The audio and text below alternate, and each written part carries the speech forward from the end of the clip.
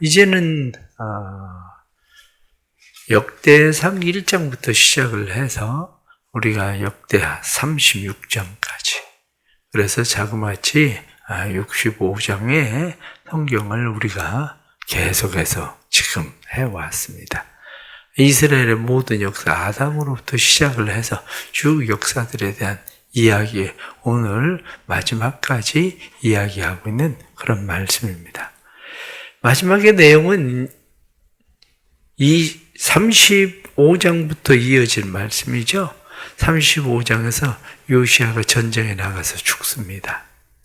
요시야가 전쟁에 나가서 죽는 것은 그때가 609년입니다. 609년에 애굽이 갈그미스 전투라고 그러죠. 1차 갈그미스 전투를 하기 위해서 바벨론을 치기 위해서 갑니다.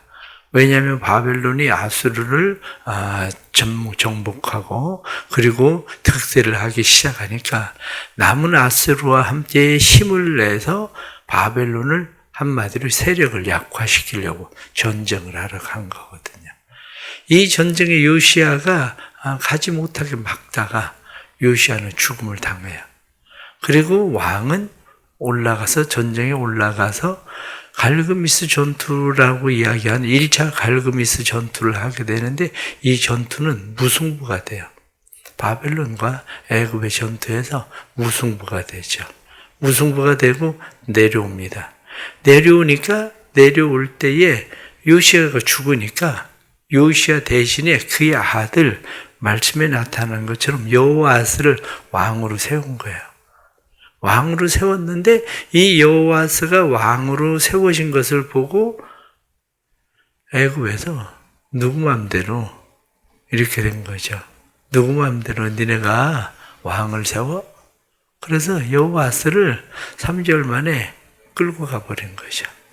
여호아스를 끌고 가면서 여호야긴을 왕으로 세워놓고 가게 된 거죠.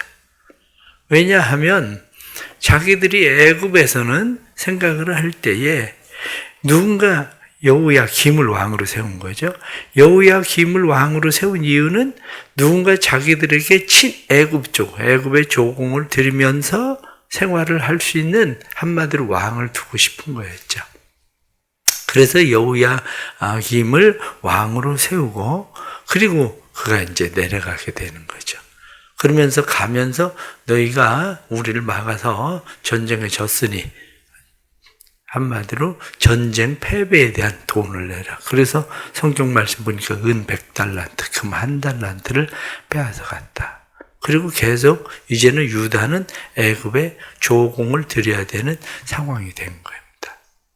이렇게 조공을 드리는 그런 상황이 되면서 여호야김이 왕이 되었을 때에 여호야김은 계속 압박을 이제 받게 됩니다.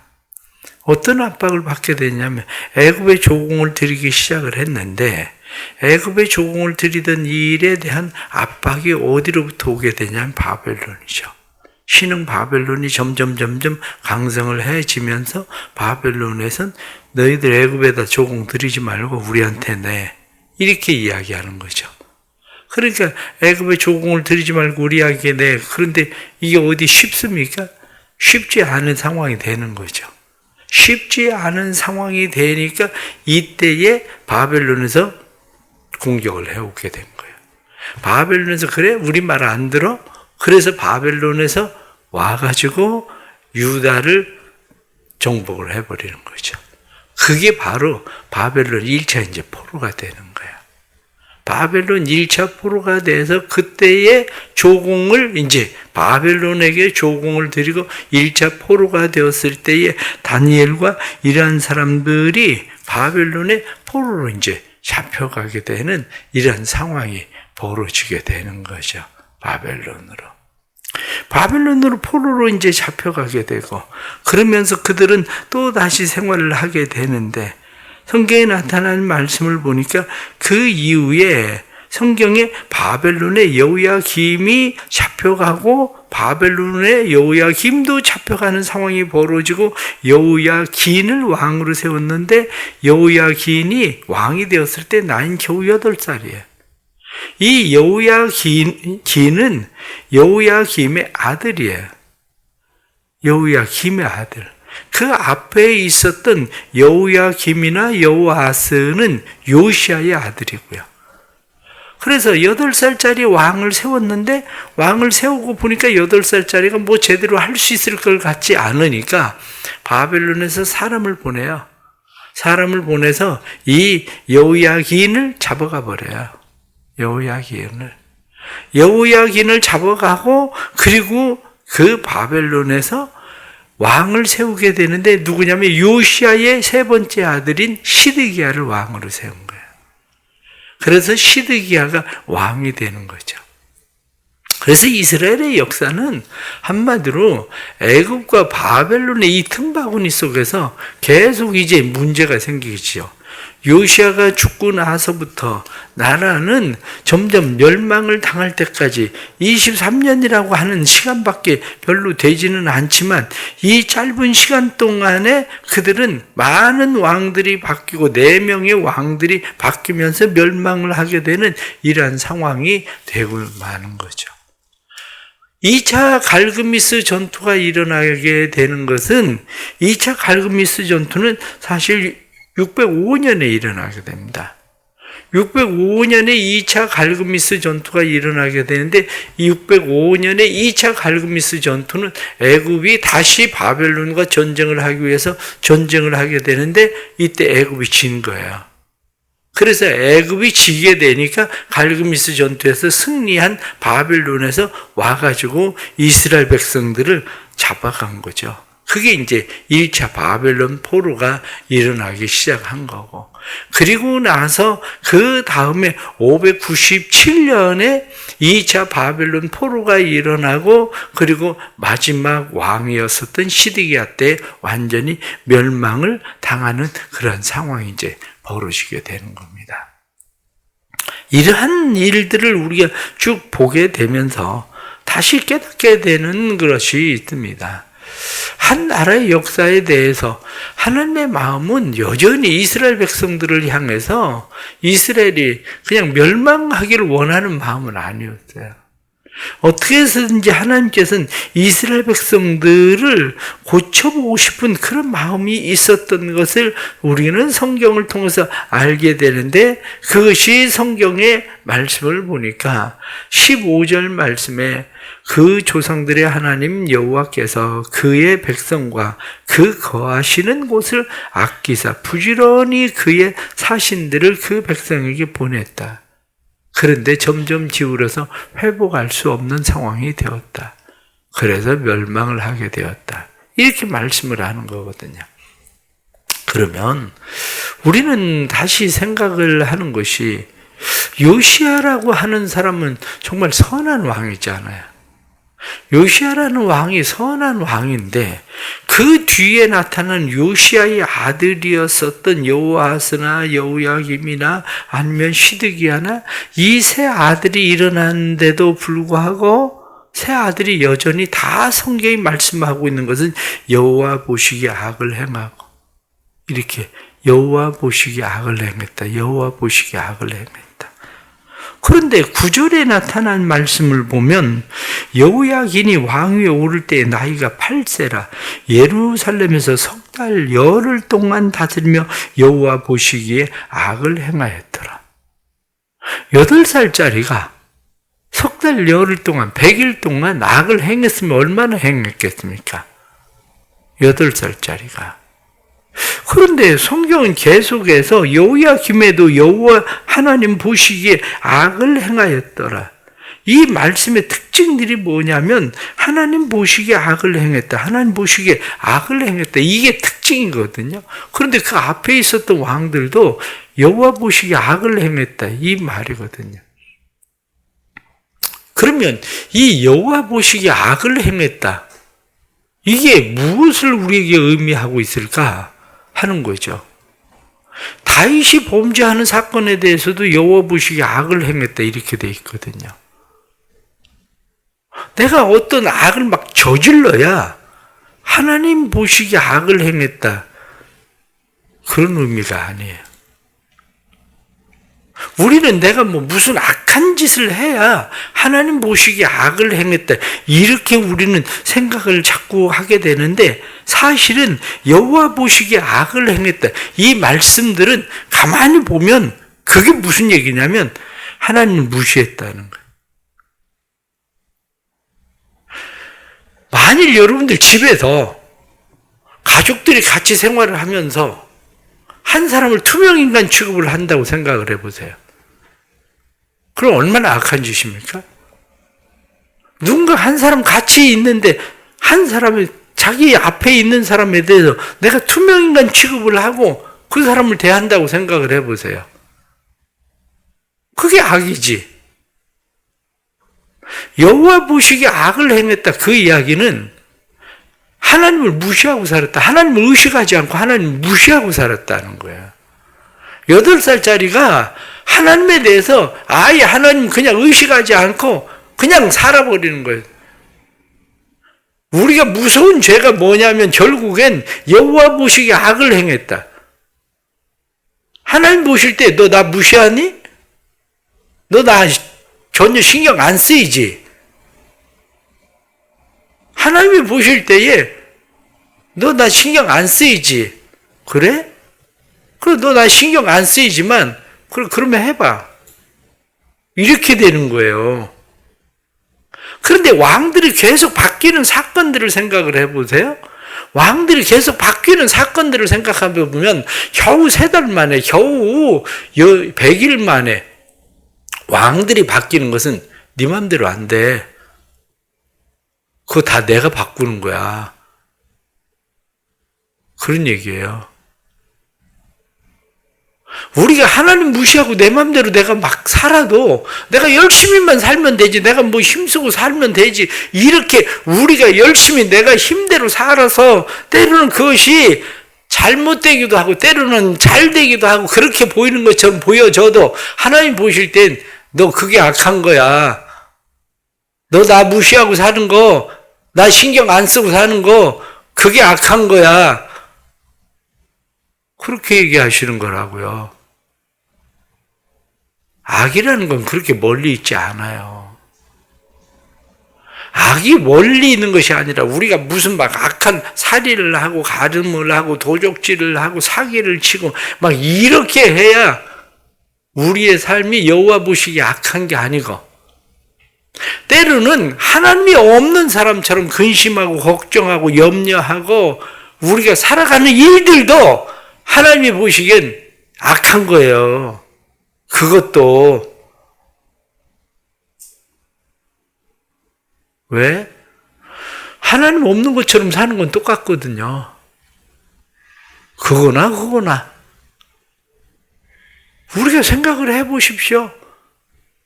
하나님 앞에 악이라고 해도 살인을 하는 죄, 아니면 거짓말하는 죄, 엄청나게 큰 차이를 가지고 있는 것처럼 우리는 생각해도 성경 뭐라고 말씀합니까? 형제를 미워하는 것이 살인하는 거야, 이렇게 얘기하는데, 간음을 하는 거나 여자를 보고 음욕을 품는 거나 성경 같다고 얘기를 하고 있는 건데, 하나님 보시기에는 무슨 악을 저지르는 거나 근심, 걱정, 염려하는 거나 하나님 없이 사는 건 똑같은 거예요. 그게 결국 이스라엘의 멸망에 대해서, 왕들에 대해서 이야기할 때 여호와 보시기에 악을 행하니라, 여호와 보시기에 악을 행하니라. 결국 이스라엘의 멸망이 왜 멸망을 합니까? 여호와 보시기에 악을 행하니라, 하나님 무시하고 살았기 때문이다. 이렇게 성경이 말씀하고 있는 거예요. 그러니까 하나님께서 내가 안 보여서 너희들 그러는 거지. 그러니까 내가 보이게 해줄게. 그래서 끊임없이 선지자들을 보내요. 선지자들을 끊임없이 보내는데 선지자들을 보낼 때에 선지자들을 무시해요. 요시야가 전쟁에 나가서 왜 죽었을까? 어제 말씀을 드릴 때 아마 요시야가 전쟁에 나간 거 하나님 앞에 묻지 않고 예레미야와 이야기하지 않고 그냥 전쟁에 나가서 죽었을 거다, 그런 말씀을 드렸잖아요. 그런데 하나님께서 이제 사람들을 계속 보내는데 12절 말씀에 그의 하나님 여호와 보시기에 악을 행하고 선지자 예레미야가 여호와의 말씀으로 일러도 선지자 예레미야가 여호와의 말씀으로 일렀다. 그리고 바벨론 왕 느부갓네살이 말해도 성경에 나타난 말씀을 보면 하나님께서 그들에게 부지런히 그의 사신들을 그 백성에게 보냈다. 하나님께서 그의 사신들을 보내는데 여호야김은 어떻게 합니까? 예레미야에게 두루마리 책을 하나님의 말씀을 전해주면 읽는 대로 칼로 찢어서 다 불태웠잖아요. 여호야김은. 시드기야는 어떻게 합니까? 예레미야를 감옥에다 집어넣고 무릎 웅덩이에다 던져놓고 그렇게 하잖아요. 하나님이 잘 안 보여서 그러는 것 같아도 그래서 하나님의 사람들을 보냈는데 성경은 하나님의 사람들을 무시했다는 거예요. 하나님의 사람들을 무시했다는 이야기는 단지 사람을 무시한 게 아니라 하나님의 말씀을 무시했다는 거예요. 하나님의 말씀을. 우리는 끊임없이 하나님의 말씀을 읽고 하나님의 말씀을 들어요. 그런데 하나님의 말씀을 읽고 하나님의 말씀을 들어도 그 말씀을 무시하죠. 그것을. 하나님은 보이지 않으니까 하나님에 대해서 그런다고 해도 하나님께서 그래 내가 보이지 않아서 너희가 그러면 내가 내 사람들을 보낼게. 그래서 하나님의 사람들을 보내는데 결국 그 사람들을 무시하더라 그거야. 그 사람들을. 망하는 것은 결국 하나님의 말씀을 무시해서 망했다는 거야. 우리가 역대기를 지금 계속 역대상 1장부터 시작을 해서 지금 역대하 36장까지 계속 이야기하고 있는 말씀이 무슨 말씀인데요? 그게 결국 뭐냐면 하나님의 말씀에 대해서 무시하던 백성들, 하나님에 대해서 무시하던 백성들이 어떻게 되었는가? 그런데 하나님의 말씀을 잘 지키는 사람들은 어떻게 되었는가를 이야기하고 있는 것이 바로 성경에 나타나는 역대기의 말씀이거든요. 결국 그들이 그렇게 하나님을 무시하고 하나님만이 아니라 하나님의 보낸 사람들을 무시하더라. 그거야. 그 다음에 그들이 망하게 된 이유들에 대해서 16절 말씀은 그의 백성이 하나님의 사신들을 비웃고 그의 말씀을 멸시하며 그의 선지자를 욕하여 여호와의 진노를 그의 백성에게 미치게 하여 회복할 수 없게 하였으므로. 회복할 수 없게 하였다. 회복할 수 없게 했다는 것은 어떤 것들에 대한 복원력이라고 하는 게 있습니다. 배도 넘어지려고 하다가 다시 파도에 의해서 일어서는 복원력.